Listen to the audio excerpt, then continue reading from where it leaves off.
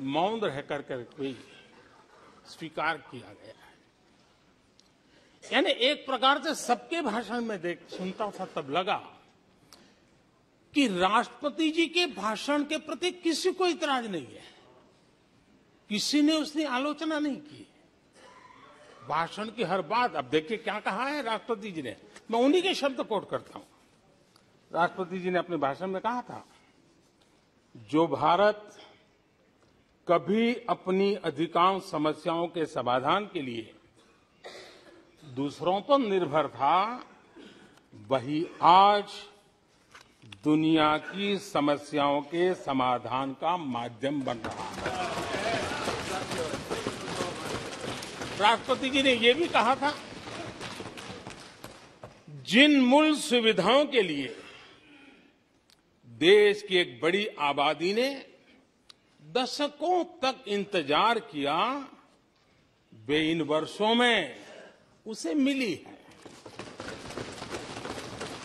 बड़े बड़े घोटालों, सरकारी योजनाओं में भ्रष्टाचार की जिन समस्याओं से देश मुक्ति चाहता था, वह मुक्ति अब देश को मिल रही है। पॉलिसी पैरालिसिस की चर्चा से बाहर आकर आज देश और देश की पहचान तेज विकास और दूरगामी दृष्टि से लिए गए फैसलों के लिए हो रही है। ये पैराग्राफ जो मैं पढ़ रहा हूं, वो राष्ट्रपति जी के भाषण के पैराग्राफ को मैं कोट कर रहा हूं। और मुझे आशंका थी कि ऐसी बातों पर यहां जरूर इतराज करने वाले तो कुछ लोग निकलेंगे, वो विरोध करेंगे कि ऐसा कैसे बोल सकते हैं राष्ट्रपति जी। लेकिन मुझे खुशी है, किसी ने विरोध नहीं किया, सबने स्वीकार किया, सबने स्वीकार किया। और माननीय अध्यक्ष जी, मैं 140 करोड़ देशवासियों का आभारी हूं कि सबके प्रयास के परिणाम आज इन सारी बातों को पूरे सदन में स्वीकृति मिली है। इससे बड़ा गौरव का विषय क्या हो सकता है। आदरणीय अध्यक्ष जी, सदन में हंसी मजाक, टीका टिप्पणी, नोक-झोंक, ये तो होता रहता है, लेकिन ये नहीं भूलना चाहिए कि आज राष्ट्र के रूप में गौरवपूर्ण अवसर हमारे सामने खड़े हैं। गौरव के क्षण हम जी रहे हैं। राष्ट्रपति जी के पूरे भाषण में जो बातें हैं, वो 140 करोड़ देशवासियों के सेलिब्रेशन का अवसर है। देश ने सेलिब्रेट किया है। माननीय अध्यक्ष जी, 100 साल में आई हुई ये भयंकर बीमारी, महामारी, दूसरी तरफ युद्ध की स्थिति, बटा हुआ विश्व, इस स्थिति में भी,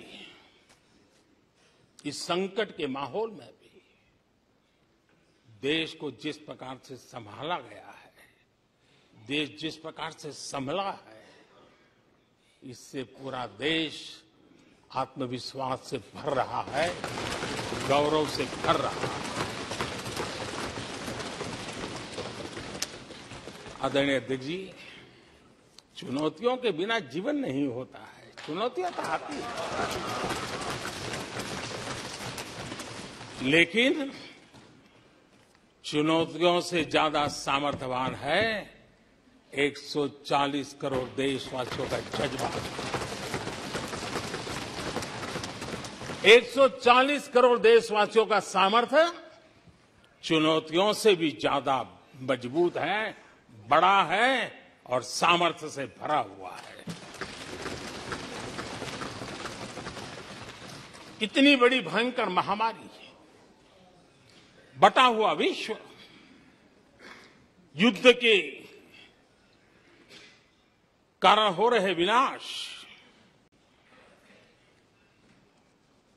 अनेकों देशों में अस्थिरता का माहौल है। कई देशों में भीषण महंगाई है, बेरोजगारी, खाने पीने का संकट, और हमारे अड़ोस पड़ोस में भी जिस प्रकार से हालत बने हुई है, ऐसी स्थिति में माननीय अध्यक्ष जी, कौन हिंदुस्तानी इस बात पे गर्व नहीं करेगा कि ऐसे समय में भी देश दुनिया की 5वीं बड़ी अर्थव्यवस्था बना है।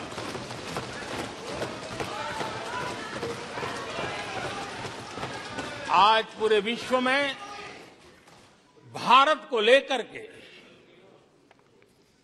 पॉजिटिविटी है, एक आशा है, भरोसा है। और माननीय अध्यक्ष जी, ये भी खुशी की बात है कि आज भारत को विश्व के समृद्ध देश ऐसे G20 समूह की अध्यक्षता का अवसर भी मिला। ये देश के लिए गर्व की बात है। ये देश के लिए गर्व की बात है। 140 करोड़ देशवासियों के लिए गौरव की बात है। लेकिन मुझे लगता है, पहले मुझे नहीं लगता था, लेकिन अभी लग रहा है शायद इससे भी कुछ लोगों को दुख हो रहा है। 140 करोड़ देशवासियों में किसी को दुख नहीं हो सकता है। वो आत्मनिरीक्षण करे, वो कौन लोग हैं जिसको इसका भी दुख हो रहा है। माननीय अध्यक्ष जी,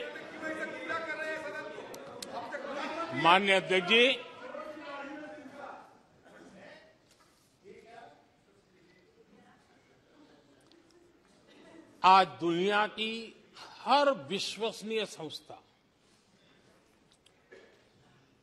सारे एक्सपर्ट्स जो वैश्विक प्रवाहों को बहुत गहराई से अध्ययन करते हैं, जो भविष्य का अच्छे से अनुमान भी लगा सकते हैं, उन सबको आज भारत के प्रति बहुत आशा है, विश्वास है और बहुत एक मात्रा में उमंग भी है। और आखिर ये सब क्यों? ऐसे ही तो नहीं है। आज पूरी दुनिया भारत की तरफ इस प्रकार से बड़ी आशा की नजरों से क्यों देख रही है? इसके पीछे कारण है। इसका उत्तर छिपा है भारत में आई स्थिरता में,